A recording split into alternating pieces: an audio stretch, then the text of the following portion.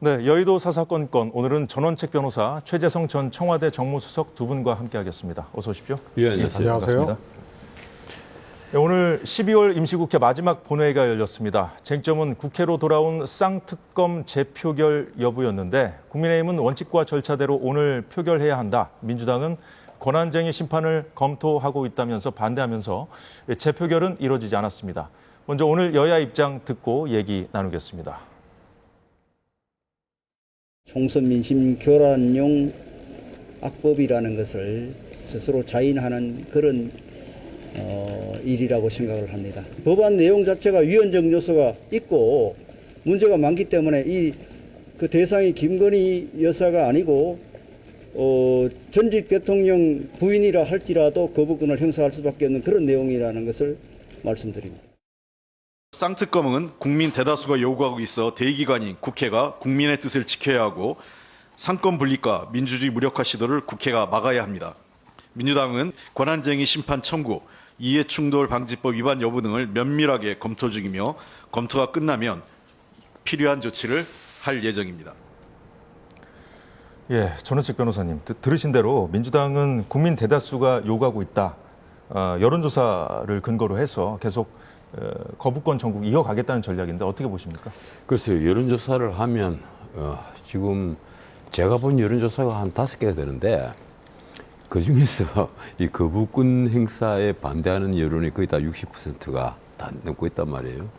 작년 12월 10일 아마 국민일보 여론조사가 최초일 건데 그때는 70%까지 됐습니다. 네. 뭐 어떻든 우리 국민들이 지금 그 김건희 여사 리스크, 이 김건희 리스크에 대해서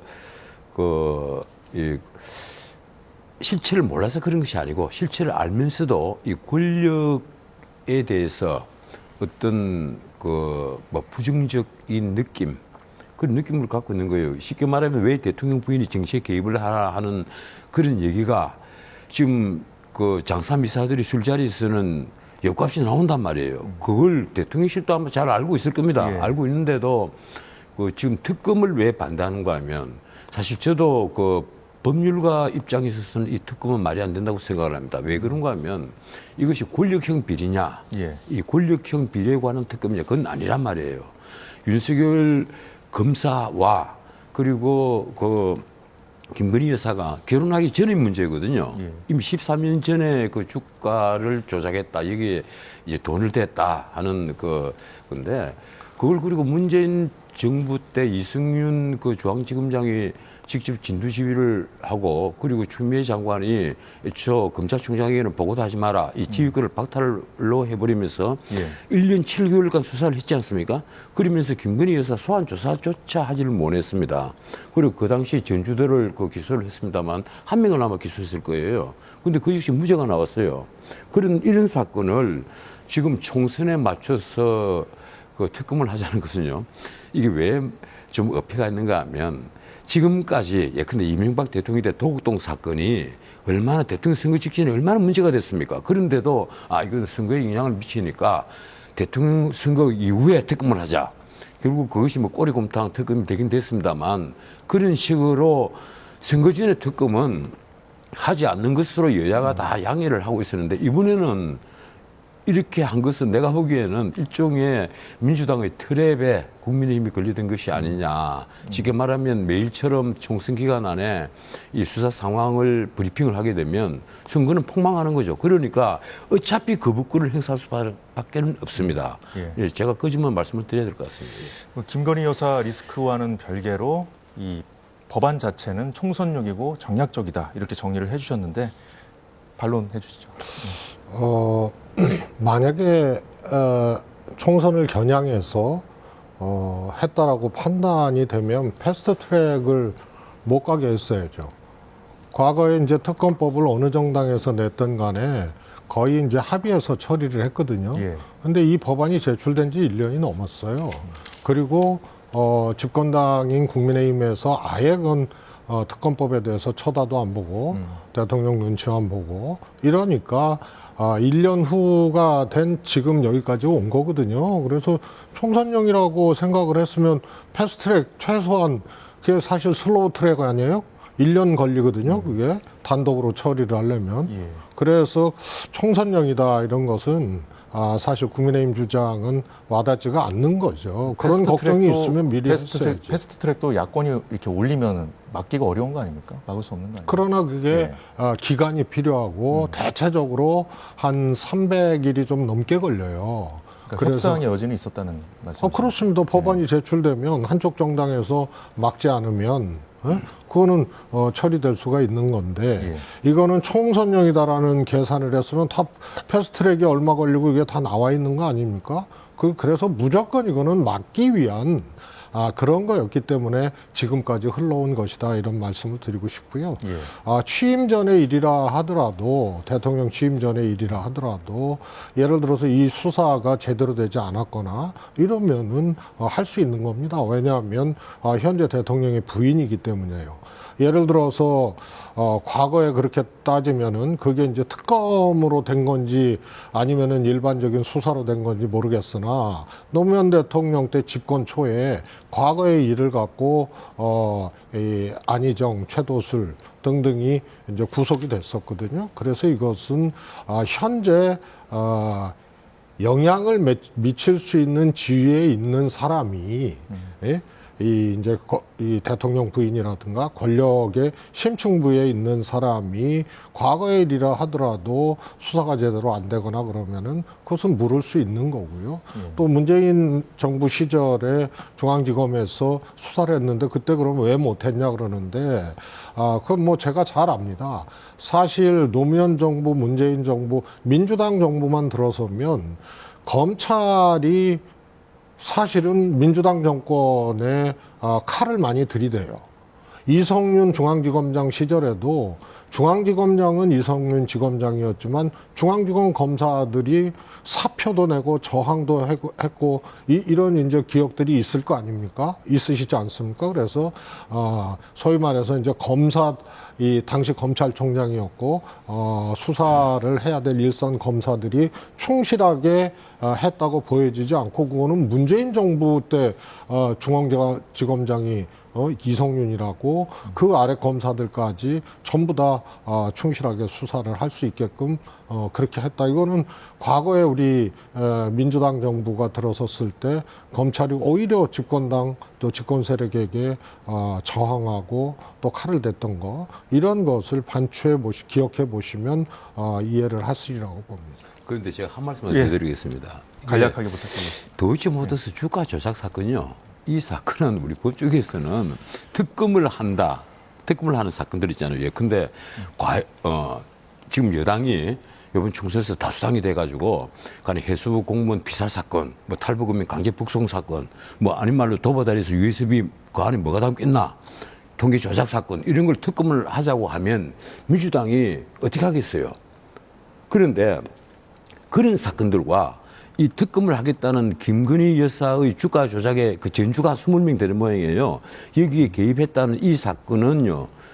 서초동 법조계에서 뭐라고 얘기하는가 하면 근수가 다르다. 무게가 다르다는 거예요. 특검을 할 만한 사건이 못 된다는 겁니다. 기본적으로.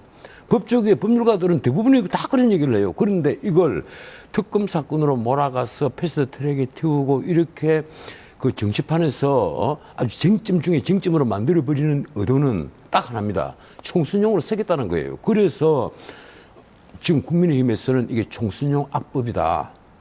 한 비대위원장이 늘 그러지 않아요. 이거 악법이다. 그 표현을 쓰잖아요. 법률가 입장에서 보면요. 이건 총선용 악법이라는 거예요. 그래서 제가 보기로는 참 치사한 정치들을 한다. 좀 정치를 하는 데 있어서 서로 역지사지, 상대방의 입장을 알아야 되는데 아까도 방금 내가 말씀드린 대로 국민의힘이 다수당이 돼가지고 제일 먼저 도보다리 위에서 USB 걷는 거 우리 특검합시다. 이렇게 하면 친문 세력들이 어떻게 나오고 있어요. 알겠습니다. 특검 내용 갖고 얘기를 하면 끝도 없을 것 같고 일단 전망을 하면서 좀 필요하신 얘기 또 하시죠. 우선은 이제 소위 말해서 이제 국정운영 과정에서의 이제 통치 내지는 정책적 차원의 문제를 특검에 올리는 것은 일단 말이 안 됩니다. 이제 도보다리 USB 같은 경우도 뭐 제가 너무 잘 알지만 그건 정말로 야당의 정치 공세였는데요. 그런 걸 어떻게 특검을 합니까? 그래서 비리에 해당하거나 이런 것을 검찰이 제대로 수사하지 못하고 이랬던 거는 특검을 하는 겁니다. 그리고 도이치모터스 사건은 관련 작전을 했던 작전 대장이나 도이치모터스 사장이나 다 구속됐지 않습니까? 그런데 그 사람들이 주가 조작에 인용됐던 100여 개의 계좌 중에 47%가 김건희 씨 계좌예요. 그래서 그거는 뭐 법조인은 아니지만 저 같은 사람이 봐도 이거는 가담했던 사람들은 지금 실형을 받고 구속되고 이렇게 하고 재판 과정에서 김건희 여사의 계좌가 50% 가까이 도용됐다는 게 나와 있어요. 전 변호사님 말씀은 그래도 특검법으로까지 갈 사안은 아니다. 뭐 이런 얘기 같은데. 아니 이런 게 특검법이지 통치행위 차원에서 외교 정책이나 안보 정책이나 이런 것을 어떻게 특검에 올립니까? 그래서 권력형 비리라든가 현재 권력의 심층부에 있는 사람의 비리나 부정이나 부패나 이런 것들을 검찰이 제대로 못했을 때 특검을 하는 것이죠. 통치행위 관련해서 말씀을 하셨으니까 여쭤보는 건데 사실 집권남용으로 문재인 정부 시절에 이제 공직자들도 이제 법적으로 처벌하고 한 사례들이 많이 있지 않습니까? 그래서 아마 전 변호사님도 그런 차원에서 말씀을 하신 것 같은데 요거만 간략하게 좀 말씀하시고 아니요. 내가 넘어가겠습니다. 한 말씀 딱 드릴게요. 다음 주제로. 그러니까 여사에 관련된 문제라면 지난번에 신문에 그 사내 칼럼에도 나온 게 있습니다. 김정숙 여사 특검이 진짜 필요하다. 아니 대통령 전용기를 혼자 타고 타지마을에 관광을 갔습니다. 그것도 인도에서 요청을 했다는 거짓말을 해가면서 말입니다. 그런 거야말로 특검을 해야 될 문제예요. 그런데 그런 건 특검하지 않고 엉뚱하게 과거에 윤석열 대통령과 만나기 전에 결혼하기 전에 있었던 사건을 가지고 권력형 비리라고 하면서 특검을 하자. 이 특검은요 지금 총선에 쓰기 위한 특검으로 누가 보더라도 그렇습니다. 총선 이용하기 위한 특검이잖아요. 예, 알겠습니다. 자, 아니, 일단 이게 끝난 사건이 잠시만요. 아니고 예. 현재 진행 중인 사건 아닙니까? 다음 얘기로 좀 넘어가면서 필요하신 얘기 있으면 그때 하시죠. 예. 자, 일단 오늘 본회의 처리는 안 됐고요. 2월 임시국회로 넘어가게 됐는데 민주당에서는 구정, 설 연휴 전에 처리하는 건 좀 어렵지 않겠느냐 이런 얘기가 오늘 나왔습니다. 자, 이렇게 되면은 여당에서는 설 민심 그에 또 영향을 주려고 하는 거 아니냐 이렇게 반발할 게 뻔한데 어떻게 보시는지요? 이 부분은? 글쎄요, 아마 민주당이 생각하는 것은 설 밥상 민심 뭐 이런 것도 생각을 했겠지만 기본적으로는 아마 국민의힘에서 한 50% 가까이 대폭 물갈이가 될 테니까 그때 공천에 낙천될 사람들, 그 사람들의 반발표 그런 것을 기대해서 아마 이 표결을 미루는 걸 거예요. 지금까지 이 재표결을 했을 때는 대부분 다시 국회로 송부되자마자 곧장 첫 번째 본회의에서 다 표결을 했거든요. 근데 이번은 그냥 넘어가고 다음에 하자. 근데 그 명분은 그겁니다. 이 권한쟁의 심판이에요. 그런데 권한쟁의 심판은 제가 보기로는요, 제가 너무 앞서가는 얘기인지 모르겠는데, 제가 보기로는 이거 각하대상입니다. 헌법에서 대통령이 거부권을 규정을 해놓았는데, 그 헌법에 따라서 거부권을 행사하는 건데, 그걸 권한쟁의 심판으로 다툴 수가 있는 겁니까? 다툴 수 없으니까, 내가 만약에 헌법재판관 같으면 그건 당연히 각하대상이에요. 저는 그렇게 생각합니다. 그렇습니다. 앞서 그 전원책 변호사께서 말씀하신 그 여론조사가 있어서 이건 법상 저희가 또 설명을 해줘야 되거든요. 김건희 여사 특검법 거부권 행사와 관련한 그 여론조사 말씀해 주셨는데 개요 잠깐 짚어드리겠습니다. 국민일보가 한국갤럽에 의뢰해서 지난해 12월 7일부터 8일까지 양일간 100% 전화 면접으로 한 조사 결과였습니다. 자, 얘기 이어가 보도록 하죠. 권한쟁의 심판 말씀해 주셨는데 이게 지금 그 여권에서는 시간 끌기용이라고 비판을 하지 않습니까? 근데 다툼의 여지가 충분히 있다는 게 또 야당의 입장이에요. 어떻게 보십니까? 우선은요, 저는 민심이라고 봐요. 특검법을 통과시켜야 된다. 또 대통령이 거부권을 행사해서는 안 된다. 압도적인 다수의 국민들이 그렇게 의견을 내시고 있거든요. 그래서 야당은 이것을 통과시켜야 될 절실성과 책무가 있는 거예요. 그런데 아시다시피 제2요구권을 거부권이라고 하죠. 제2요구권을 대통령이 발동을 해서 국회로 다시 송부가 되면 3분의 2 이상의 찬성이 필요하잖아요. 박근혜 대통령 탄핵 때도 당시 국민의힘 전신이었던 정당, 당시 여당의 도움이 이 협조가 없었으면 탄핵이 불가한 거예요. 따라서 이거는 뭐 국민의힘은 빨리, 그것도 작전이거든요. 민주당은 좀 늦게, 그것도 작전이에요. 그런데 국민의 압도적 다수가 찬성을 하고 있는 거기 때문에 이거를 통과시키려면 늦게 할 수밖에 없는 거예요. 그래서 민주당도 전공법으로 그냥 그렇게 해야 된다. 이걸 통과시키기 위해서는 이 민주당 의석과 야권 의석만 가지고는 안 되기 때문에 최대한 우리가 설득하고 이렇게 하겠다. 그래서 이 거꾸로 얘기하면 국민의힘이 오늘 처리하자고 하는 거는 그건 정상적인 겁니까? 어차피 특검법을 무산시키기 위해서 그렇게 한 거고, 그럼 민주당이 늦게 하자는 것도 권한쟁의 마찬가지죠. 심판을 청구할 거라고 보십니까? 이 각하 가능성도 있고 뭐 지금 말씀하셨듯이 저는- 작전 상한 건데. 저는 네. 이제 청구를 해서 소위 말해서 헌재에서 그것이 안 받아들여지든 받아들여지든 간에 해석이 어떻게 나오든 간에 예. 특검법 제2호구에 대한 재표결 절차는 진행하는 거기 때문에 이거하고 연동돼 있지는 않아요. 연동돼 있지는 그러니까 않고. 가령 거기서 헌재의 결정이 민주당이 심판 청구를 하더라도 기각이 예. 되거나 이렇게 된다 하더라도 특검법 제2 이 재표결은 진행을 할 수밖에 없는 거기 때문에 예. 어차피 그것도 이걸 통과시키기 위한 민주당의 정무적 판단이고 그런 시간이 필요한 것이다라는 것이 깔려 있는 거고, 그 수단 중에 하나가 권한쟁의 심판이라는 것은 뭐 예. 그걸 가지고 시비를 따지고 뭐 옳으냐 그러냐 하는 거는 비본질적인 거고 국민들도 다 알고 있는 거죠. 예, 알겠습니다. 대통령실은 김건희 여사 이슈 돌파구로서 김 여사 관련 업무를 전담할 제2부속실과 특별감찰관 제도 수용을 열어뒀습니다. 국민의힘 비대위에서는 김 여사 리스크를 정면으로 다뤄야 한다, 납득할 만한 대안을 내놔야 한다는 입장도 나왔습니다. 자, 이른바 이걸 갖고 플러스 알파 아니라고 또 언론에서 얘기를 하던데, 자, 이 얘기를 김경률 비대위원이 누구와 상의한 발언은 아니다라고 얘기를 했습니다만, 어떻게 보십니까, 전 변호사님? 그때 여권에서 절충한 논의가 충분히 뭐 있을 수 있다고 보시는지요? 아니 김경률 그 비대위원이 그 제도를 짚긴 짚은 것 같습니다. 예, 뭐 이리저리 피해가지 않고 본인이 그대로 얘기를 했죠. 내가 이 비대위원 들어와 보니까 대통령실이든 어디든 간에 당이든 대통령실은 전부 다 이 김건희 리스크를 다 알고 있다. 근데 이 6자를 말을 못하고 있다. 알면서도 말을 못한다는 것은 용산의 눈치를 본다는 얘기입니다. 그런데 지금 집권 여당에서 한가롭게 이 국민의 감정을 생각하지 않고 특별감찰관 그리고 제2부속실 이것만으로 문제가 해결될 줄 알았다면요, 난 그건 큰 오산이라고 봐요. 난 그래서 김경률 비대위원의 말이 맞다고 생각하는 것이 특별감찰관 제도 이거 있잖아요. 문재인 정부 때 5년 동안 안 했습니다. 그때 야당인 그 자유한국당 그리고 국민의힘 전신에서 얼마나 많이 공격을 했습니까? 왜 특별감찰관 안 두느냐 공격을 했단 말이에요. 그런데 윤석열 정권 들어오고 나서 당연히 두어야 될 특별감찰관을 두질 않았습니다. 그런데 김건희 리스크가 그때부터 슬금슬금 대중의 입방아에 오르기 시작했단 말이에요. 그래서 지금이라도 그런 특별감찰관 두고 제2부속실을 둬서 가는 공적 통제에 나선다. 김건희 여사의 어떤 앞으로 뭐 일을 하는 데 있어서 공적 통제를 가하겠다. 그러면 대중의 감정이 깔아앉을까? 난 아니라고 봐요. 지금 가장 필요한 것은 이 김건희 여사가 정치에 개입하지 않는 것. 그러니까 정치적인 문제, 정치에 개입 안 한다기보다 정치적인 문제에 일절 개입하지 않는 것을 무엇으로 담보를 할 것이냐.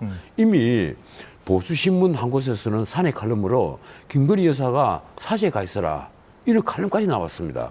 그런 글을 쓸 때는 마음속에 어떤 각오를 했을 거예요. 근데 그런 글을 쓸 정도로 대중의 좀 감정이 좋지 못하다는 겁니다. 예. 그래서 그걸 용산이 제대로 이해를 한다면 지금 김경률 비대위원이 말하는 것처럼 특별감찰관 제도 제2부속실 이 정도로는 되지 않으니까 뭔가 또 다른 장치, 예. 또 다른 어떤 방식이 필요하다. 그래서 국민들에게 양해를 구할 방식이 필요하다. 이 말씀을 드리겠습니다. 예, 그 방식이 뭐 어떻게 될지 모르겠습니다만은 뭐 대통령이 신년 기자회견을 하는 방안도 지금 검토 중이라는 얘기도 나오고요. 그 김경률 비대위원이 얘기했다는 그 플러스 알파 어떤 내용이 될지 모르겠습니다만 그 야당에서도 뭐 플러스 알파에 대해서 좀 뭐 이 정도만 받을 수 있지 않겠느냐 이런 얘기가 좀 흘러나오더라고요. 어떻게 보십니까? 우선은요, 네. 그 의지 표현이 만약에 그런 것들이 진짜로 실행할 의지가 있다라면 사실 국민들이 걱정을 많이 하고 있고, 김건희 여사는 단순히 도이치모터스 사건 등 특검법뿐만이 아니고 이번에 명품백을 그 과정이 어떻게 됐든 대통령 부인이 그거를 실제로 받고, 그 다음에 대선 당시에 녹음도 녹취된 것도 다 알고 있지 않습니까? 그래서 예. 제일 중요한 거는 사저로 가면은요 아마 더 엉망일 거예요. 사저로 가면. 그래서 왜 제2부속실이 필요했는지는 정권 초부터 저도 얘기했고 많은 사람들이 얘기했습니다. 일종의 대통령 부인에 대한 이 일정 등등을 공적으로 관리하게 되면 사실은 그것이 사적 일정이라든가 사각지대들이 조금 없어지거든요. 근데 이제 와서 2부속실? 이런 것은 제가 보기에는 늦어도 한참 늦은 문제고요. 특검 같은 경우는 엎질러진 물을 수사를 하자는 거고요. 특감이나 뭐 이런 것은 일종의 이제 예방 조치에 방점을 찍은 건데요. 이미 그것은 저는 흘러간 문제라고 봅니다. 그러면 첫 번째가 뭐냐면은 대통령의 의지예요. 혹자들은, 많은 사람들은 대통령이 정말 대통령과 부인이라는 일반적인 관계, 통상적인 관계인가, 두 분이. 저도 국민의힘이 혁신하고 정권이 혁신하려면 부부가 혁신해야 된다고 저도 주장을 했는데, 많은 분들이 김건희 여사의 리스크에는 김건희 여사 문제에 대해서 대통령이 오히려 끌려가는, 의견에 끌려가는 이런 것을 우려하고 있거든요. 그래서 첫 번째가 대통령의 의지고요. 그 다음에 두 번째는 그 의지의 표현이, 저는 특검법 같은 것을 분명히 하지 않으면 다른 방책이 저는 없다고 봅니다. 사제에 보내면 보내는 대로 그걸 어떻게 통제하고 어떻게 말릴 거예요. 지금 뭐 여당에서 반발하는 거는 어쨌든 이 김건희 여사 특검도 이재용 방탄용이다. 뭐 이런 이재명 방탄용이라는 거 아닙니까? 이재명 대표 사법 리스크에 대해서 좀 동등하게 좀 잣대가 들이대야 된다고 보십니까, 야당이? 예. 지금요, 민주당에게는 이재명 사법 리스크가 있고, 그리고 그 집권 여당에는 김건희 리스크, 이건 뭐 이제 국민들이 다 알고 있으니까 속일 수도 없게 되는데, 이재명 리스크가 그렇습니다. 지금 제가 이 법률가가 된 지 거의 40년이 넘는데, 저는 지금까지 살아오면서 이러한 죄책을 이렇게 많이 지고 이렇게 많은 재판을 받고 있는, 그래 혐의사실이 거의 한 10개에 가까워요. 지금 공개된 혐의사실만. 이런 중범죄인이 저렇게 태연하게 행동을 할 수 있나? 저렇게 우리 그 법률적 여러 가지 과정을 무시해 가면서 행동을 할 수 있느냐? 난 정말 이게 상상 외의 일이 벌어지고 있다고 믿습니다. 그게 야당 대표란 말이에요. 이러니까 당장 야당 안에서도 이낙연 대표가 그런 말을 하잖아요. 지금 야당은 가장 큰 문제가 뭔가 하면 법을 무시하는 것이다. 야당의 전과자 출신이 40%다. 이런 말도 그 뒤에 나왔습니다. 그래서 이번에 당이 거의 분당 상태로 들어가는 이유가 바로 거기에 있습니다. 그런데 그런 자신들의 그 눈에 있는 대들보는 전혀 보이지 않고 오히려 집권 여당의 그 눈에 있는 작은 티끌이 지금 민주당에는 보이고 있단 말이에요. 그래서 제가 아까도 말씀드렸지만 참 정치를 하는데 그 바깥에서 지켜보는 입장에서 보면 너무 참 치사하게 한다. 집권 여당도 뭐 그런 면이 없지 않아 있지만 특히 야당이 그렇다. 그 이낙연 전 대표 말씀을 하셨으니까 제가 최재성 총님께도 여쭤보겠습니다. 모레 목요일 날 신당 창당 회견하겠다는 거 아니겠습니까? 그러니까 이낙연 전 대표가 한 발언, 지금 전 변호사님 말씀하셨는데 민주당 의원 44%가 뭐 전과자다, 도덕성을 잃었다 이런 얘기까지 하는 거는 어쨌든 이제 당을 나가는 입장이 됐으니까 진영 내에 어떤 대결 구도, 경쟁 구도를 만들려고 할 텐데 그렇게 되면 이런 식으로 또 본인이 있었던 그 정당을 때리는 데 좀 집중하지 않겠어요? 예. 우선 저는 이낙연 대표는 탈당해서 이제 신당을 만들겠다는 일종의 이제 우회로를 택한 거거든요. 아시다시피 정당은 예. 주류도 있고 비주류도 있고 대통령 후보를 포함해서 여러 가지 이제 경쟁이 있는 곳이거든요. 근데 그 정당인들은 정당 내에서 경쟁해서 지면 패자이고 비주류고 이기면은 승자이고 주류인 것이거든요. 예. 그래서 패배했잖아요. 그럼 패배한 사람의 눈에는 이재명 대표 체제나 이런 것들이 마뜩치 않은 거는 뭐 당연하지 않겠습니까?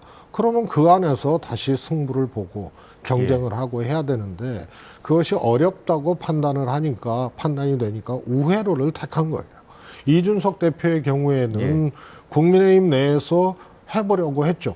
신당이 절대적인 이준석 대표의 무조건적인 일정이 아니었어요. 그래서 뭐 대통령과 국민의힘의 변화를 요구하고 그거는 그렇게 되면 난 신당하기 싫다 이 얘기거든요. 그래서 이낙연 대표의 경우에는 우회로를 택했기 때문에 탈당 및 신당이라는 것이 전제되고 지금까지 행보를 해온 거고요.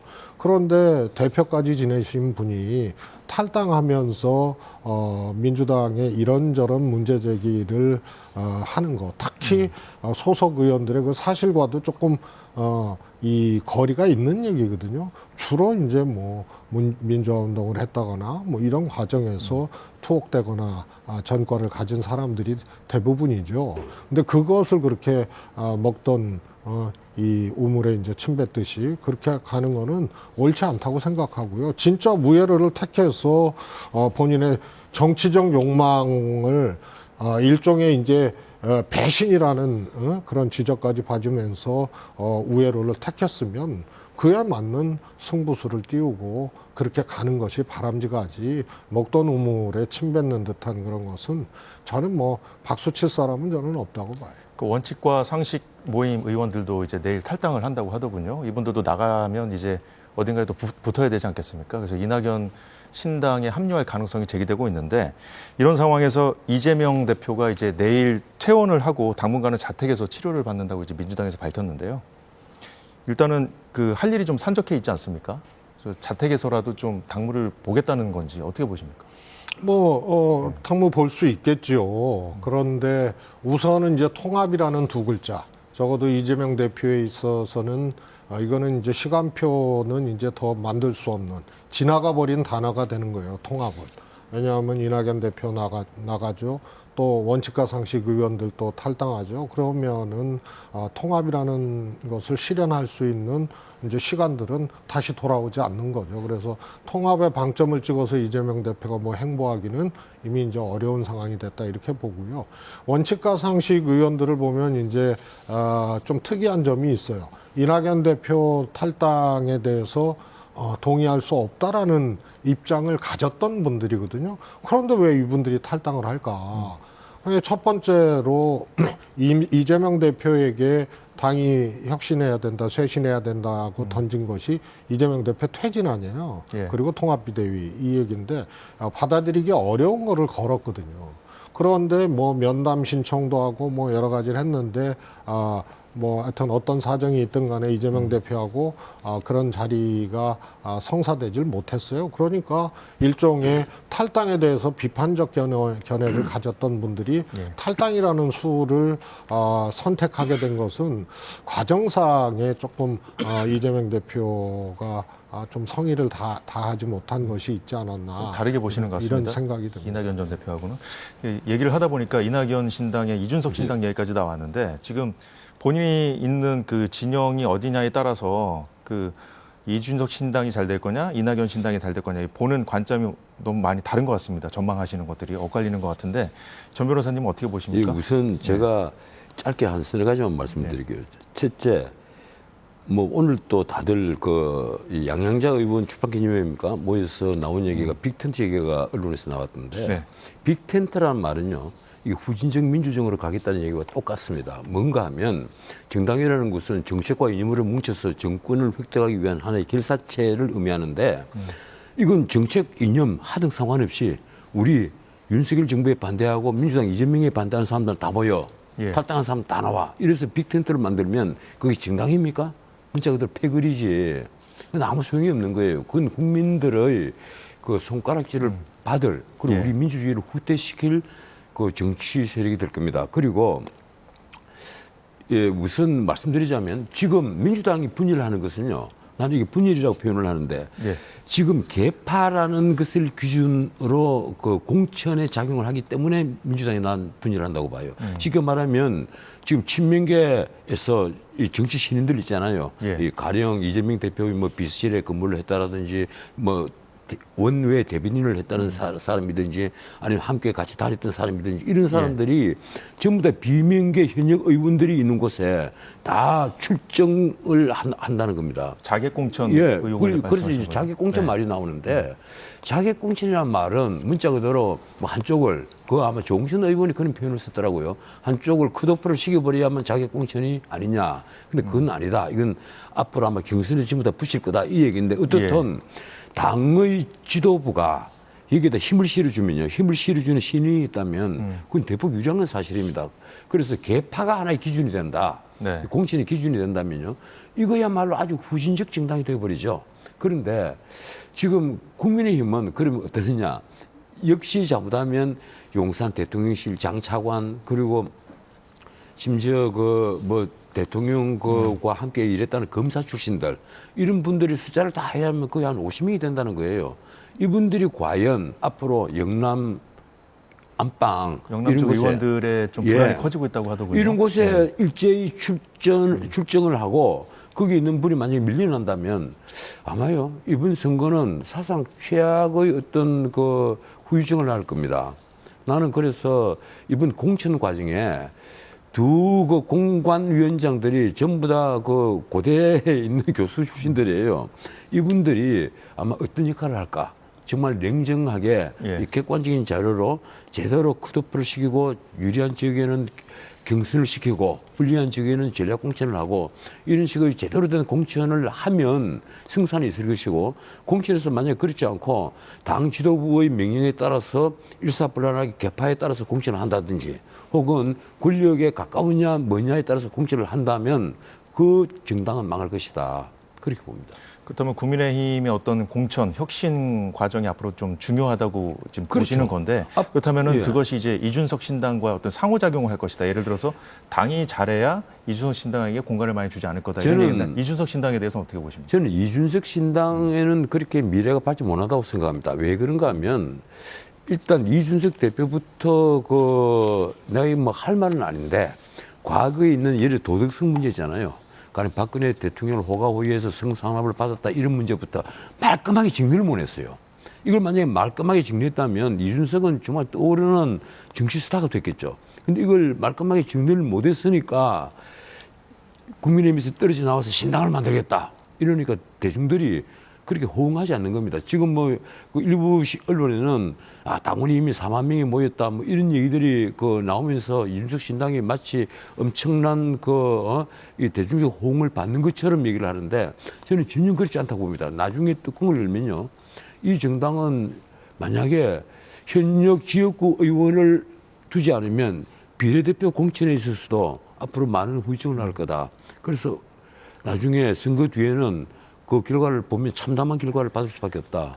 우선 지역구에서 당선될 것이 없다고 봅니다. 이준석 신당에 대한 그 야당 정치인들의 그 평가는 좀 다른 것 같습니다.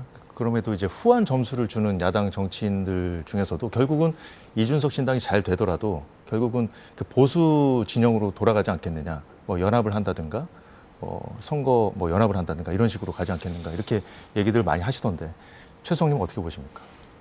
우선 이준석 신당은 과거에 소위 말해서 이제 신당을 만들었던 그런 이제 사례들을 보면은 대권 후보 정도 되는 분들 말고 이준석 대표 이번에 신당 과정은 사실은 고무적이다라고 할 만한 부분들은 있어요. 이제 저 정도 스피커, 저 정도 메시지 또 4일 만에 4만 명의 당원 그렇다고 현역 의원이 뭐 뒷받침이 되는 것도 아니고 그런 건 없지만 뭔가 다른 게 있다는 말씀이세요. 주목할 만한 것은 분명합니다. 그래서 정당 지지율도 지금 10%를 조금 상회하고 있는 이준석 신당의 경우에 그런 거거든요. 그래서 이 일종의 이제 기대 점수는 현재로서는 꽤 되죠. 그러나 이것이 현실적으로 비례대표 빼고 지역구에서 이 국회에 진출할 수 있는 그런 의원들을 얼마나 배출할 것인가 이 문제에 대해서는 당연히 회의적이죠. 그러지는 어려울 거다. 그러나 잠식 효과는 있는 거죠. 국민의힘 후보가 됐던.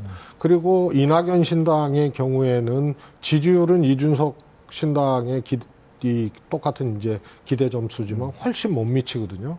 그러나 득표력 있는 후보들은 오히려 이낙연 신당에 좀 있을 가능성이 큽니다. 당장 함께 갈 현역 의원들도 좀 좀 있을 있을 수 수 있고요. 있고요. 네. 그러나 뭐 원칙과 상식 의원들은 당장에 합류하는 것보다는 소위 이제 빅텐트라고 본인들이 표현했듯이 조홍천 의원의 경우 이런 이제 구도를 만드는데 플랫폼 역할을 하겠다 뭐 이런 거거든요. 그러나 이분들도 출마해야 되기 때문에 출마한다면 이낙연 신당이 가깝지 않겠느냐. 그러면 득표력이 있는 거죠. 그래서 정당 지지율은 이준석 대표 신당이 높고 후보 득표율은 이낙연 신당의 후보들이 득표율이 높을 예. 가능성이 있는 거죠. 시간이 거의 돼서 전 변호사님한테 끝으로 하나만 짧게 여쭤보겠습니다. 이낙연 신당에 대한 평가를 안 해주셨어요. 이낙연 신당이요. 저는 그 이낙연 신당에 대해서 솔직히 말하면 긍정적으로 봅니다. 왜 그런가 하면 지금 민주당이 안고 있는 그 비도덕적인 문제, 이 도덕성의 문제, 이건요 어떤 의미에서는 정치판에 있어서는 한 핵심입니다. 그런데 그걸 불식을 시키기 위해서 야당에서 그것도 이게 사실 정당의 지역 기반이 중요한 건 아닌데 지역 기반 호남을 또 갖고 있는 신당이니까 나는 상당한 성과를 낼 수 있다고 판단합니다. 알겠습니다. 잘 들었습니다. 네, 두 분 말씀은 여기까지 듣겠습니다. 지금까지 최재성 전 청와대 정무수석 전원책 변호사와 함께했습니다. 고맙습니다. 예, 감사합니다.